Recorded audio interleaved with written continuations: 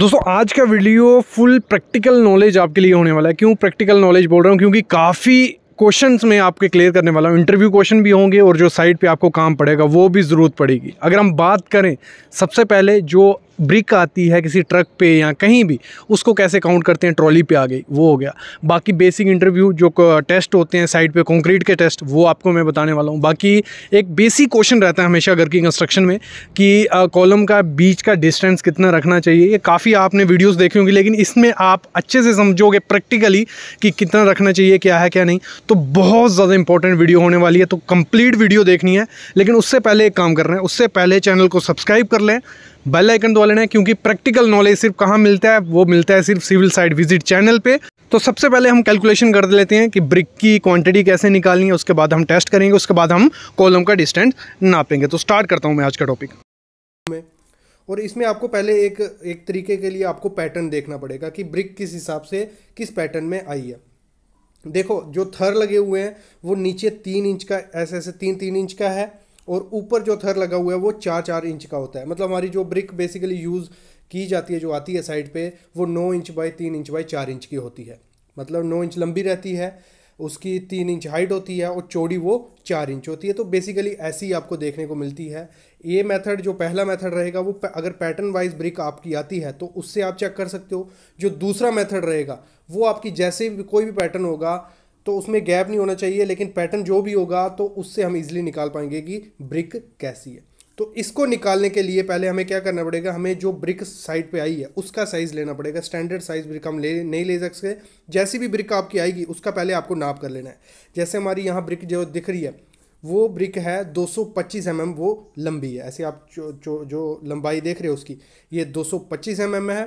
और हम इसकी अभी चौड़ाई देखते हैं तो चौड़ाई हमें कितनी मिलती है, इसकी अप्रॉक्स 4 इंच हमें चौड़ाई मिल रही है। यहाँ कुछ क्लीन नहीं दिख रहा है, मैं दूसरी तरह दिखा देता हूँ आपको। यहाँ देखते हैं हम, हमारे 4 इंच इसकी चौड़ाई हो गई। मतलब हमें लंबाई मिल गई, चौड़ाई मिल गई। अब उसकी हमें देखनी है हाइट। ये तीनों चीज़ें आपको इस वीडियो में काम आने वाली हैं, इसीलिए हम ये पहले देख लेते हैं। अब इसकी हम चौड़ाई देख लेते हैं, ऐसे हम इसको देख लेते हैं। ये हो गई हमारी 3 इंच, मतलब ये 3 इंच हमारी हो गई, या 75 mm हम जिसे बोल लें वो हमारा हो गया। क्लियर। अभी हम चलते हैं थ्योरेटिकल पार्ट पे, जिस पे मैं आपको 3 मेथड बताऊंगा। वीडियो के साथ बने रहो, कंप्लीट आपको नॉलेज मिलेगा। तो अभी हम आते हैं हमारे थ्योरेटिकल पार्ट पे। तो इसमें सबसे पहले क्या करना है, आपको क्या देखना है, एक नया चैनल क्रिएट किया हमने, सिविल इंजीनियरिंग जॉब, जिसमें आपको डेली जॉब अपडेट मिलते हैं, प्राइवेट गवर्नमेंट जॉब के दोनों अपडेट मिलते हैं। दूसरी हमारी वेबसाइट है सिविल साइट विजिट, यहां आपको आईएएस कोर्स, स्पेसिफिकेशन और इंटरव्यू क्वेश्चन मिलते हैं, जॉब लिंक मिलते हैं। तो दोनों पे विजिट करो, आपको अच्छी नॉलेज मिलेगा। तो अभी हम स्टार्ट करते हैं अपना method, calculation of number of BRICS in 3 tricks. मतलब 3 मेथड में आपको बताने वाला हूं। तो जो सबसे पहला मेथड है वो, जैसे आपने साइड पे देखा कि किस हिसाब से हमारी ब्रिक आई थी ट्रक में, या किस हिसाब से लग रही है वहां पे। तो नीचे हमारी ब्रिक का देखो होता कैसे है। ऐसे हमारी 9 इंच थी वो ब्रिक जो हमने नापी, ऐसे हमारी 3 इंच थी वो ब्रिक, और ऐसी हमारी वो 4 इंच थी ब्रिक।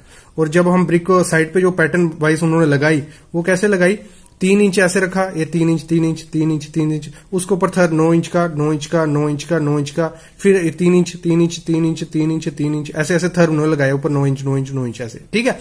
और इस तरफ कैसे अपने आप बन जाएगा 4 इंच का हमारा थर्ड बनता जाएगा। ये क्लियर हो गया। यही चीज देखने वाली है कि आपका पैटर्न वाइज है कि नहीं, ये देख लेना है। पैटर्न वाइज नहीं होगा तो वो दूसरा तरीका काम आएगा, वो आगे मैं बताने वाला हूं। ये क्लियर हो गया। अभी हमें गिनने हैं थर्ड कि कितने, मतलब ऐसे पहले हम हाइट गिन लेते हैं। ये 4 इंच वाली थी, 1 2 3 4, मतलब 4 ऐसे आपके जितने लंबे तक हो ऊपर, ये 4 आ गया, हाइट आ गई हमारी 4। अभी हमें गिनने हैं ऐसे थर्ड कितने हैं, हमारी लेंथ देख लेनी है, 1 2 3 4, तो 4 आगे हमारे लेंथ आ गई 4। अभी हमें ये तो 3D में इसमें व्यू दिखा नहीं सकता अभी, मतलब ईंट हमारी लगी होगी, ऐसे ही बनाओगे ना, ये सामने वाला फ्रंट आपको ऐसे दिख रहा है, ऐसे ईंट होगी, और फिर इस तरफ भी ऐसे ही होगा ना, ऐसे। तो इधर कौन सा बचा हमारा, इस साइड बचेगा हमारा वो वाला 4 इंच वाला। तो ये आ गया हमारा 3 इसके कर लेंगे हम। ये ऐसे हमने गिना तो हमारा एक ब्रिक ऐसी थी ना, ऐसे ऐसे, इसको मैं बना देता हूं फिर दिखाता हूं, ऐसे ऐसे ऐसे ऐसे करते 15 तक थी वो ब्रिक। तो हम गिन लेते हैं इसको, 1 2 3 4 5 6 7 ऐसे ऐसे करते हमारी 15 हो गई। ये हमारी ब्रीथ आ गई उसकी 15। तो ये हो गया 4 इंटू 4 इंटू 4 15, ये हो गया 240 नग हमारे इसमें पड़े हुए थे। ठीक है, ये जो ब्रिक लगी हुई है ऐसे उसके कितने थे 4, मतलब हाइट उसकी 1 2 3 4, और ऐसे लगी हुई थी जो वो कितनी थी 1 2 3 4, और ऐसे जो लगी थी वो थी कितने नग 15 नग। मतलब तीनों टाइप के नग आपको गिन लेने हैं, ऐसे भी और ऐसे भी। अगर पैटर्न सेम है तो वो 240 नग हमारे निकल के आ रहे हैं। ये हो गया हमारा एक मेथड। जिसको नहीं समझ आया होगा कमेंट करना है, मैं इस पे प्रैक्टिकल वीडियो लेके आऊंगी, जहां थर पड़ा होगा वहां आपको गिन के दिखा दूंगा। क्लियर, 240 नग। अगली तरफ दूसरा मेथड बढ़ते हैं हम। दूसरा मेथड है हमारा ट्रक। ये रहा, ड्राइंग थोड़ी अच्छी नहीं है मेरी। ये ट्रक खड़ा था और जो आपने साइड पे देखा वो 8 मीटर हमने उसको नाप लेना है, अंदर अंदर कितना है 8 मीटर ऐसे था वो, 2 मीटर उसकी हाइट थी और 3 मीटर वो ऐसा था। लेंथ ब्रेड्थ हाइट हमें मिल गई, ये हमें चाहिए थी। अभी क्या करना है, लेंथ ब्रेड्थ हाइट ये आपको मल्टीप्लाई कर देना, मतलब तीनों को कर देना है 3 इंटू 2 इंटू 8, तो आया हमारा 48 MQ। ये मिल गया हमारे। आपके पास ट्रक है, ट्रॉली है, टिप्पर है, जो भी है उसका अंदर अंदर का नाप लेना है, फिर देखना है। ये हो गया हमारा 48 MQ। अभी क्या करना है, जो हमने ब्रिक ली थी, मैंने कहा था ब्रिक का काम आएगा, जो हमने ब्रिक ली थी उसका साइज क्या था 0.225, ये तो मैंने लिखा भी है 9 इंच 3 इंच 4 इंच, इसको कन्वर्ट कर लिया हमने। वो आपने देखा कितनी थी 0.225, इसको हमने मीटर में कन्वर्ट कर लिया, मतलब 225 mm था, उसको हमने मीटर में कन्वर्ट कर लिया, आ गया 0.225। फिर हमारी 75 mm थी 0.075, इसको मीटर में कन्वर्ट कर लिया। क्यों मीटर में किया, क्योंकि ये ट्रक का हमने मीटर में लिया। फिर हमारी विड्थ कितनी थी 0.100, तो वो हो गया हमारा 0.0016 MQ, दोनों मिल गया। अभी क्या करना है आपको, जो आपका ट्रक का साइज आया होगा 48 डिवाइड बाय 0.0016, तो हमारी निकल आएगी इजिली हमारी 30,000 नग उस ट्रक में ब्रिक थी। कितनी 30,000। इससे इजिली निकल जाता है कि आपकी उस ट्रक में कितनी ब्रिक थी। ये क्लियर हो गया, मतलब ये 2 मेथड हमारे हो गए, पहला ये हो गया, दूसरा ये। तीसरा मेथड क्या है, तीसरा भी एक अच्छा मेथड है। सेम इसको आपको क्या करना है, ये आपका ट्रक है, ठीक है, उसकी 8 मीटर हमारी वो थी, फिर हमारी हाइट 2 मीटर 3 मीटर ऐसे था वो। तो इसमें आपको क्या करना है, लेंथ विड्थ हाइट मिल गई, तो इसको हम मल्टीप्लाई कर देते हैं 3 इंटू 2 इंटू 8, तो 48 MQ हमारा सेम जैसे पहले आया था, ये हो गया ट्रक का। फिर हमें ये फार्मूला बांध के रखना है अपनी गांड में। सिविल इंजीनियरिंग का मेन फार्मूला है, आपको काफी काम आएगा बिल्डिंग में, प्लानिंग में, क्वांटिटी सर्वे में। Weight equal to volume into density होता है, ये हमेशा याद रखना। क्या होता है, weight equal to volume into density. आप इसमें से कोई भी 2 टर्म में होगी, तीसरी टर्म आप निकाल सकते हो, कोई भी एक टर्म होगी, तीसरी टर्म निकाल सकते हो। ये काफी इंपॉर्टेंट फार्मूला है। तो इसमें हमें वॉल्यूम मिल गया, और डेंसिटी कहां से मिलेगी, आपको गूगल से भी मिल जाएगी, ऐसे भी आपकी जो ब्रिक की रिपोर्ट होगी उसमें भी लिखा होगा, या आपको पता भी होगा 1800 से 200 kg पर MQ इसकी ब्रिक की डेंसिटी होती है। कितनी 1800 200 नहीं 2000, तो हमने 2000 ले ली, हमारी अच्छी ब्रिक थी, उसमें लिखा भी था 2000, जो रिपोर्ट उसके साथ आई थी लैब रिपोर्ट। 48 MQ भी हो गया, 2000 हमारी डेंसिटी होगी, वॉल्यूम टू डेंसिटी, हमारा वेट निकल आएगा। तो वेट जो आया 96,000 kg हमारा वेट आया टोटल ब्रिक का, जो अंदर उसके वॉल्यूम है। क्लियर। अभी क्या करना है, जो आपने हमने स्टार्टिंग में ब्रिक देखी थी उसका भी वेट निकालना पड़ेगा, फिर ही हमारा आगे प्रोसीजर हो पाएगा। तो उसका वेट कैसे निकालेंगे, सेम 0.225 हमारी वो लंबी ब्रिक थी, चौड़ाई इतनी थी, हाइट इतनी थी, ये हो गया उसका 225, 75 और 100 mm। तो हमने इसका वॉल्यूम निकाला, वो निकला हमारा 0.0016। क्लियर, ये निकला।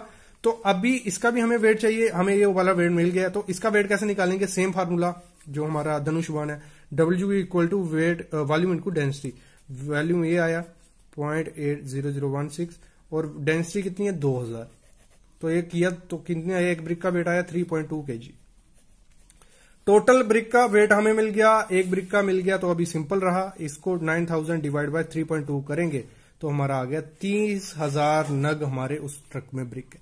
मतलब सिंपल प्रोसीजर, इन तीनों में से आप कोई भी फॉलो कर सकते हो, आप निकाल सकते हो कि कितनी ब्रिक है। तो सबसे पहला क्वेश्चन जो है वो पूछा जाता है कि if on site slump test fail, अगर साइट पे जो हम स्लम टेस्ट करते हैं वर्कबिलिटी चेक करने के लिए, अगर वो फेल हो जाए तो क्या आप जो कॉन्ट्रैक्टर होगा, जो आप अगर ऐसे क्लाइंट काम कर रहे हो, एज ए साइट इंजीनियर हो, तो उसको वो काम करने दोगे कि नहीं करने दोगे।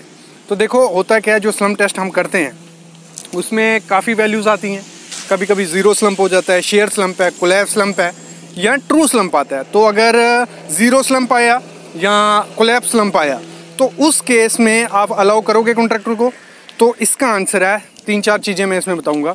देखो, आपके पास अथॉरिटी होती है, आपके जो वर्क ऑर्डर रहते हैं उसमें जो QA/QC पॉलिसी रहती है उसमें मेंशन होता है कि अगर क्वालिटी के साथ काम नहीं हुआ, जो हमें डिमांड रखी है, जिस हिसाब से हम पैसा दे रहे हैं वैसे काम नहीं हुआ, तो आप काम रोक सकते हैं। मतलब एज ए साइट इंजीनियर आपके पास अथॉरिटी होती है, रिस्पॉन्सिबिलिटी होती है कि आप काम रुकवा सकते हो। क्योंकि अगर आपने कहा है कि हमें 130 mm स्लम्प चाहिए या 120 mm स्लम्प चाहिए या 100 mm स्लम्प चाहिए, अगर कॉन्ट्रैक्टर वो आपको नहीं दे पा रहा है तो आप काम रुकवा सकते हो। एक ये चीज़ है। दूसरी चीज़, अगर आप काम नहीं रुकवा सकते, मतलब जो ट्रांजिट मिक्सचर है, TM है, RMC से माल आ रहा है, या तो वो वापस भेज दो, एक ये चीज़ होगी। दूसरी चीज़, अगर आप वो कॉन्ट्रैक्टर कहता है कि नहीं हम मतलब ये अच्छा है, हमें यही चाहिए या वर्केबल है, जो भी कहता है वो, तो उस केस में आप उसको अलाउ कर सकते हो, काम कर ले। लेकिन बाद में जो हम उस कंक्रीट का क्यूब टेस्ट करते हैं वो अगर फेल आया तो फिर तेरे को स्ट्रक्चर तोड़ना पड़ सकता है। जो भी कॉलम होगा या स्लैब होगा वो स्ट्रक्चर कोलैप्स मतलब डिमोलाइज करके आपको नया बनाना पड़ेगा। ये चीज़ भी आपके पास अथॉरिटी होती है, आप ऐसे भी उसको गाइड कर सकते हो, ऐसे बोल सकते हो। अगर कंक्रीट वो फेल हो जाता है तो फिर वो स्ट्रक्चर तोड़ के उसका जो भी वर्किंग का मतलब हुआ था, काम हुआ था, उसका आप उसको कॉस्ट नहीं दे सकते हो। ये मतलब जो पॉलिसीज़ रहती हैं उसमें मेंशन भी होता है, जो कार्ड्स होते हैं उसमें मेंशन होता है। तो इससे हमारा यही हुआ कि अगर टेस्ट फेल हो जाते हैं, मतलब स्लम्प टेस्ट फेल हो जाता है, तो आप उसको रुकवा भी सकते हो। अगर अलाउ करते हो तो उसका कंक्रीट टेस्ट करो, अगर वो ठीक आ गया, मतलब जो टेस्ट पास हो गया तो ठीक है, कोई दिक्कत नहीं है, वर्क आगे चलता रहेगा। अगर फेल हुआ तो वो स्ट्रक्चर तोड़ के नया बना के उसको देना होगा। मतलब जो पहले का खर्चा होगा वो भी आप नहीं दे सकते हो, और साथ में आप उसका जो तोड़ने का काम रहेगा वो भी आप उसको नहीं दे सकते। ये आप पे डिपेंड होता है। देखो, यहाँ भी जो मैंने ये पूरा सामने आप देख रहे हो, इस पर लिखा भी है, ये आप पढ़ भी सकते हो, क्लॉसेस वगैरह भी लिखी है। अगला क्वेश्चन जो पूछा जाता है इंटरव्यू में, does an increase of maximum aggregate size benefit the structure? अगर हम जो एग्रीगेट का साइज़ है वो बढ़ाते हैं, वो स्ट्रक्चर को बेनिफिट करता है कि नहीं करता है? देखो, इसमें क्या चीज़ है, जो जैसे हम जो हमारे डैम वगैरह होते हैं उसमें तो आपने देखा होगा 150 mm तक उसमें एग्रीगेट यूज़ किया जाता है, 75 mm, 100 mm, 150 mm, इतना बड़ा बड़ा एग्रीगेट यूज़ किया जाता है, वो अलग बात है। इसमें क्वेश्चन है कि एग्रीगेट यूज़ करने से होता है। देखो, होता क्या है, जैसे हम एग्रीगेट डालेंगे, अगर हमें मेंशन है 25 से 40 mm या 20 mm का एग्रीगेट हम यूज़ कर सकते हैं। जितना एग्रीगेट हम डालेंगे उतना सरफेस एरिया, मतलब सैंड सीमेंट वगैरह कम होगा, तो पानी वाटर सीमेंट रेशो कम होगी, मतलब पानी हमें ज़्यादा नहीं लगेगा। और इससे ये क्लियर होता है कि अगर जितनी कम वाटर रेशो होती है, वाटर सीमेंट रेशो जितनी कम रहेगी, उतनी अच्छी स्ट्रेंथ स्ट्रक्चर की आती है। तो इससे ये क्लियर हो गया, मतलब ये तो नहीं है कि काफ़ी ज़्यादा फ़ायदा होगा अगर हम बड़ा एग्रीगेट यूज़ करेंगे। जितना मेंशन है 40 mm मैक्सिमम यूज़ करेंगे स्ट्रक्चर में तो ठीक है। ज़्यादा यूज़ करने से बस वाटर सीमेंट रेशो कम होगी, उससे स्ट्रेंथ थोड़ी बहुत ज़्यादा होती है, और ज़्यादा इसमें कुछ इतना इफेक्ट नहीं पड़ता है अगर हम एग्रीगेट का साइज़ बड़ा करते हैं। मतलब पड़ता तो है, कंक्रीट की स्ट्रेंथ बढ़ रही है, वाटर सीमेंट रेशो कम हो रही है। अगला क्वेश्चन क्या है? अगला क्वेश्चन पूछा गया है कि जो क्यों हम 150 बाई 150 mm का क्यूब ही यूज़ करते हैं, क्यों हम IS कोड हमें तो कहता है 100 mm का भी होता है, यूज़ कर सकते हो, 150 mm भी यूज़ कर सकते हो, 225 mm भी यूज़ कर सकते हो, या 300 mm का क्यूब साइज़ आप यूज़ कर सकते हो। लेकिन हम क्यों 150 बाई 150 का ही यूज़ करते हैं, 100 बाई 100 का क्यों नहीं यूज़ करते हैं? ये काफ़ी इंटरव्यूज़ में क्वेश्चन पूछे जाते हैं, इस पर वीडियोज़ भी आ चुकी हैं हमारी, कमेंट भी हैं। तो ये बेसिकली होता क्या है, देखो, जो हम 150 बाई 150 का यूज़ करते हैं, पहले मैं बता देता हूँ, हमारा मशीन पे डिपेंड होता है। जो हम कंप्रेसिव CTM मशीन यूज़ करते हैं, क्यूब टेस्ट के लिए मशीन यूज़ करते हैं, जैसे सामने आप देख रहे हो, तो उसकी कुछ कैपेसिटी होती है, उसकी लिमिट कैपेसिटी होती है कि इतने तक ही वो स्ट्रेंथ को दे पाएगा, मतलब उतने में ही आपको क्यूब को फेल करके बताएगा कि इतनी स्ट्रेंथ आई। इसको हम निकालते कैसे, इस पर मैं वीडियो लाया था। जैसे हम 150 बाई 150 mm का क्यूब यूज़ कर रहे हैं, तो आपको क्या करना है, 150 बाई 150 बाई 150, मतलब 150 बाई 150 करना है एरिया इनटू जितना भी ग्रेड का आप टेस्ट करने जा रहे हो, M20 या 30, उन दोनों को मल्टीप्लाई करोगे, आपको वहाँ लोड मिल जाएगा कि कितना लोड हमारा आने वाला है, कितने लोड पे वो क्यूब फेल होगा अप्रॉक्स। क्योंकि होता क्या है, लोड अपॉन एरिया, मतलब हमारा कैसे हम रिजल्ट निकालते हैं, लोड अपॉन एरिया, तो उधर से हमारा निकल जाएगा। तो अभी बात आती है कि 100 mm बाई 100 mm का यूज़ करें या 150 बाई 150 का। देखो, 150 बाई 150 का हमें इसलिए सही रहता है कि उसमें हमारा जो एग्रीगेट, हम 25 से 40 mm का भी एग्रीगेट अगर यूज़ कर रहे हैं तो उसमें प्रॉपर मिक्सचर आ जाता है, एग्रीगेट भी आता है, सैंड सीमेंट, मतलब प्रॉपर एक फिक्स आ जाएगा, उसका टेस्ट करेंगे तो वो अच्छा रिजल्ट हमें देता है, मतलब एक अच्छा रिजल्ट हमें देता है 150 बाई 150 का, इसलिए हम उसे यूज़ करते हैं। अगर हम 100 mm का यूज़ करते हैं, उसमें क्या होता है, उसमें साइज़ छोटा होता है, तो मोस्टली आपका क्या है, उसमें एग्रीगेट फिल हो जाएगा, और वो जब हम उसको टेस्ट करने जाएंगे उसका रिजल्ट वेरी कर सकता है। किसकी वजह से, जो एग्रीगेट, सिर्फ एग्रीगेट होगा उसमें ज़्यादा, तो एग्रीगेट क्या होगा, स्लिपेज के कारण जल्दी टूट जाएगा, तो उसमें रिजल्ट में थोड़ा वेरी आता है। आप इसको अच्छे से टेस्ट भी कैसे कर सकते हो, आपको क्या करना है, 100 बाई 100 का भी क्यूब भरना है, 150 बाई 150 का भी क्यूब करना है, उसी कंक्रीट से, उसी ग्रेड से, तो फिर आपको टेस्ट देखना है। दोनों में काफ़ी ज़्यादा अंतर आपको देखने को मिलेगा। क्यों मिलेगा, क्योंकि 100 बाई 100 में प्रॉपर मिक्सचर नहीं हो गया होगा कंक्रीट का, उधर ज़्यादा एग्रीगेट चला गया होगा, लेकिन 150 बाई 150 में क्या होगा, प्रॉपर मिक्सचर चला गया होगा। और अभी बात करते हैं हम 225 बाई 300 का क्यों नहीं यूज़ करते, 225 का भी यूज़ कर सकते हैं, 300 का भी यूज़ करते हैं, वो क्यों नहीं करते। देखो जैसे जैसे हम साइज़ बड़ा करते जाएंगे, एरिया बड़ा करते जाएंगे, वैसे वैसे कैपेसिटी, हमें मशीन की कैपेसिटी बढ़ानी पड़ेगी उसको फेल करने के लिए, तो वो मशीन की कॉस्ट भी बढ़ जाएगी, मशीन आपका उसके लिए बड़ी चाहिए, क्योंकि जितना बड़ा एरिया होगा उतना ज़्यादा लोड चाहिए उस कंक्रीट, उस क्यूब को टेस्ट करने के लिए। तो इधर से आप 3 चीज़ें आपको क्लियर हो गई कि 100 बाई 100 का क्यों नहीं यूज़ करते, क्योंकि वहाँ प्रॉपर से मिक्सचर नहीं फिल होता, ज़्यादा एग्रीगेट चला जाता है। 100 में क्योंकि छोटा सा एरिया होता है, 150 में एक स्टैंडर्ड साइज़ है, उसमें हम सब हो जाएगा और रिजल्ट भी वो अच्छा देता है। अगर 300 बाई 225 का यूज़ करते हैं, उस केस में क्या होता है, उस केस में आपको मशीन बड़ी चाहिए और मशीन की कॉस्ट भी बढ़ेगी और उसको हैंडल करने में दिक्कत होगा, और जब उसको हम टेस्ट करेंगे तो वो काफ़ी ज़्यादा रिस्की हो जाता है, क्योंकि लोड काफ़ी ज़्यादा पड़ रहा है। जब वो ब्रेक होगा 225 बाई 225 का क्यूब या 300 बाई 300 का क्यूब, तो उसमें से जो एग्रीगेट अगर बाई चांस छूटा तो वो काफ़ी ज़्यादा रिस्की हो सकता है उसमें वो टेस्ट करने में, इसीलिए हम 150 बाई 150 का क्यूब हम मोस्टली यूज़ करते हैं। अगला क्वेश्चन जो आता है वो है कि if compression test fail should Schmidt hammer test be adopt as alternative to prove the concrete strength. तो अगर जो हमारा क्यूब टेस्ट या कंप्रेसिव स्ट्रेंथ टेस्ट फेल हो जाता है तो हमें क्या स्किमिड हैमर टेस्ट करना चाहिए। देखो जो स्किमिड हैमर टेस्ट होता है वो किसके लिए यूज़ किया जाता है, वो यूज़ किया जाता है सिर्फ कंक्रीट की हार्डनेस चेक करने के लिए कि वो कंक्रीट कितना हार्ड है उसकी, क्योंकि उसकी वैल्यू वेरी कर जाती है। अगर प्लंगर के आगे एग्रीगेट आ गया तो वो रिज़ल्ट थोड़ा अलग दिखाएगा, लेकिन हम इसको अल्टरनेट नहीं कर सकते। अगर हमारा compressive test cube test fail हो जाता है तो स्किमिड हैमर कई जगह पे तो इंजीनियर अलाउ भी नहीं करते, क्योंकि उसका रिजल्ट काफ़ी ज़्यादा वेरी कर सकता है। ऐसे तो हमें मिनिमम 6 वैल्यू लेनी होती है, तो मैक्सिमम 15 वैल्यू उसकी लेनी होती है, जैसे आप सामने देख रहे हो ऐसे हम टेस्ट करते हैं उसका, लेकिन वो एक अल्टरनेट नहीं है। हम नो बोलेंगे, इसके बाद आप कोर करके उसका कंप्रेशन टेस्ट कर सकते हो, फिर जहाँ तो और काफ़ी ज़्यादा आगे हो जाता है, टेस्ट होते हैं, उसकी हेल्प से हम चेक करते हैं कि वो कंक्रीट प्रॉपर है कि नहीं, तो स्किमिड हैमर को हम नो बोलते हैं। तो सामने आप बीम देख रहे हो, कॉलम देख रहे हो, तो इनके जो स्पान है वो स्पान काफ़ी ज़्यादा लंबे लंबे हैं। मतलब आप जो बड़ा वाला कॉलम देख रहे हो इसमें 13 मीटर स्पान है, मतलब 13 मीटर डिस्टेंस है दोनों कॉलम में, और कई में आपको दिख रहा है 3 मीटर है, 4.5 मीटर है, 3500 है। तो ये इससे क्या क्लियर होता है, देखो आप जो मिनिमम डिस्टेंस आपको कॉलम के बीच में रखना है, मिनिमम आपको 2.5 मीटर रखो, 2.5 से 3 मीटर, मिनिमम 3 मीटर से कम नहीं रखने का, वो कॉलम का कोई फ़ायदा नहीं है। कुछ सिचुएशन में हम रखते हैं, मतलब कई जगहों पे आपने देखा होगा 2 मीटर भी होता है, 2.5 मीटर भी होता है। वो कहाँ होता है, जहाँ हमारी स्टेयरकेस हो, जहाँ कुछ स्ट्रक्चर ही ऐसा हो, वहाँ हम नॉर्मली केसेस में रखते हैं। लेकिन जो कमर्शियल बिल्डिंग आपने देखी, बड़ी बड़ी हाई राइज बिल्डिंग होती है 30 स्टोरी की, 40 स्टोरी की, उसमें आपको डिस्टेंस ऐसा देखने को मिलेगा, 15-15 मीटर भी देखने को मिलेगा, 12-12, 13-13, 14-14, 50 फुट या 40 फुट देखने को मिलेगा। वहाँ होता क्या, कैसे हम इस चीज़ को काउंटर कर लेते हैं। फिर हम रेजिडेंशियल बिल्डिंग पे भी आएंगे, जो हम छोटे मोटे ड्यूप्लेक्स बनाते हैं, छोटे घर बनाते हैं, उनमें मैक्सिमम मिनिमम कितना रख सकते हैं, कॉलम का साइज़ क्या रख सकते हैं, बीम का साइज़ क्या रख सकते हैं, वो भी मैं आगे बात करता हूँ। पहले हम कमर्शियल बिल्डिंग की बात कर लें, जहाँ आपने देखा होगा कि 13 मीटर 12 मीटर डिस्टेंस होता है।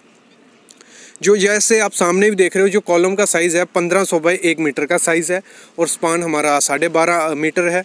और ये क्या होता है, ये डिपेंड होता है आपके कॉलम का साइज़, बीम की डेप्थ, मतलब इस पे आपका डिपेंड होगा कि आप कितना लंबा बीम दे सकते हो। ये आर्किटेक्ट प्रॉपर से उसको डिज़ाइन करता है कि ये जो लोड इस पे पड़ेगा प्रॉपर डिस्ट्रीब्यूट हो पाएगा, नहीं हो पाएगा। जैसे जैसे कॉलम का डिस्टेंस बढ़ता जाता है, वैसे वैसे हमारी बीम की जो डेप्थ होती है, विड्थ होती है, वो बढ़ती जाती है। और जो हमारी स्लैब होती है वो 1 वे नहीं रहती, फिर 2 वे स्लैब आपको उस एरिया में प्रोवाइड करनी पड़ती है। मतलब 3 केसेस हो जाते हैं, जैसे डिस्टेंस हमारा बढ़ेगा, कॉलम का साइज़ बढ़ेगा, और हमारा जो बीम की डेप्थ होगी, विड्थ होगी, वो बढ़ती जाएगी और स्लैब हमारी प्रॉपर उसकी डेप्थ और 2 वे स्लैब हमें उस एरिया में प्रोवाइड करनी पड़ती है। ये हमारी होगी बात कमर्शियल बिल्डिंग की। अब आते हैं हम रेजिडेंशियल बिल्डिंग, जो छोटी मोटी बिल्डिंग होती है हमारी, घर की बिल्डिंग हो गई। तो उस केस में हमें क्या करना होता है, उसमें हमें जो कॉलम का मिनिमम डिस्टेंस रखना है वो हमें 3 मीटर रखना है मिनिमम, और मैक्सिमम आपको 5 मीटर के ज़्यादा नहीं जाना है। क्योंकि उस केस उधर क्या करते हैं हम, जो कॉलम हम प्रोवाइड करते हैं वो भी छोटे होते हैं, मतलब मैं साइज़ बताता हूँ आगे, वो उनका साइज़ भी छोटा होता है, बीम की डेप्थ भी छोटी होती है, और जो हम सरिया प्रोवाइड करवाते हैं वो भी छोटा रहता है। तो उस केसेस में आपको 6 मीटर से मैक्सिमम नहीं जाना है, मतलब मिनिमम आपका हो गया 3 मीटर और मैक्सिमम हो गया 6 मीटर। तो मैं यही करूँगा 4 मीटर या 4.5 मीटर इस बीच आप अपने कॉलम का स्पान रखो, जहाँ हम बोले हमारे जो हो गया 13 से 16 फीट आपको रखना है। ये क्लियर हो गया केस। अभी हम बात करते हैं हमारे घर के जो कॉलम का साइज़ रखेंगे। अगर हम 4 मीटर या स्पान रख रहे हैं 4 मीटर, तो उसमें हमें कॉलम क्या प्रोवाइड करना है। तो उसमें कॉलम आपको देखो, हमें थोड़ा एरिया भी बचाना होता है। अगर हम बड़ा कॉलम दे देंगे अंदर की तरफ या बाहर की तरफ तो एरिया कंज्यूम होगा। तो कॉलम हम 9 इंच बाय 12 इंच का प्रोवाइड कर सकते हैं। अगर डुप्लेक्स हाउस है, आपने सोचा है कि 2 स्टोरी हमें रखनी है, 9 बाय 12 का कॉलम प्रोवाइड कर दो। 9 की आपकी दीवार आ जाएगी और जो 12 का एरिया होगा वो बाहर की तरफ थोड़ा ऑफसेट रहेगा, अंदर की तरफ वो भी ऑफसेट आपको नहीं रखने। 9 बाय 12 का कॉलम हम प्रोवाइड कर देंगे, और जो हमारा बीम होगा ऊपर वो आप ऑफसेट दे के प्रोवाइड कर सकते हो 12 बाय 12 का, जहाँ आप 9 बाय 12 का उसमें बीम दे दो।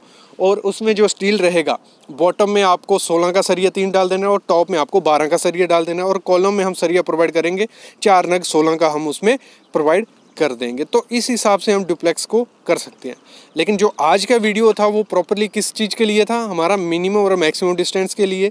तो मिनिमम आपको 3 मीटर रखना है और मैक्सिमम आपको 5 या 6 मीटर आपको हद जाना है। ये हो गया हमारा फ्रेम स्ट्रक्चर का। तो इसमें आप ये चीज़ को ध्यान रखना ही रखना है। और जैसे मैंने कहा, आपको ऐसे कहीं से भी प्लान उठा के जहाँ खुद ऐसे कॉलम ये नहीं करना है कि 3 मीटर में मैं प्रोवाइड कर देता हूँ, कोई इशू नहीं होगा। ये चीज़ भी कई केसेस में फेल होते हैं, कॉलम फेल हो जाते हैं। आपको प्रॉपर आर्किटेक्ट या कंसल्टेंट से ये कंसल्ट कर लेना है कि हमें कितने पे प्रोवाइड करना है। बाकी अगर आप 3 या 6 मीटर पे प्रोवाइड करते हो और प्रॉपर कॉलम या बीम प्रोवाइड करते हो तो इतने ज़्यादा फेलियर के चांसेस काफ़ी ज़्यादा कम हो जाते हैं। और स्लैब में आपको ध्यान देना है, स्लैब में आपको 2 वे कर देना है। जहाँ स्पान ज़्यादा बड़ा हो जाएगा वहाँ बीम की डेप्थ भी ज़्यादा कर देनी है और ऊपर 2 वे स्लैब आपको कर देनी है। तो इस वीडियो से आई होप आपको आइडिया लग गया होगा कि आपको किस बेस में कैसे आपको कॉलम का maximum distance minimum distance provide करना है। इस पर 3-4 वीडियो मैं बना चुका हूँ, वो भी देख सकते हो। उसमें भी मैंने अच्छे से एक्सप्लेन करके आपको बताया है, और थियोरेटिकल वीडियो भी है, उसमें दिखाया भी है कैसे करते हैं। और जो सामने आप देख रहे हो वो कमर्शियल बिल्डिंग है, इसमें स्पान काफ़ी ज़्यादा है, बीम काफ़ी ज़्यादा बड़े हैं, लेकिन रेजिडेंशियल बिल्डिंग में हम छोटी की तरफ जा सकते हैं। तो ये था आज का वीडियो। ऐसा ही वीडियो एक और आपको शाम को देखने को मिलेगा इंटरव्यू क्वेश्चन पे, शेयर की पे। तो उसके लिए प्लीज़ चैनल को सब्सक्राइब कर लो और बेल आइकन ज़रूर दबा लो। Thank you guys.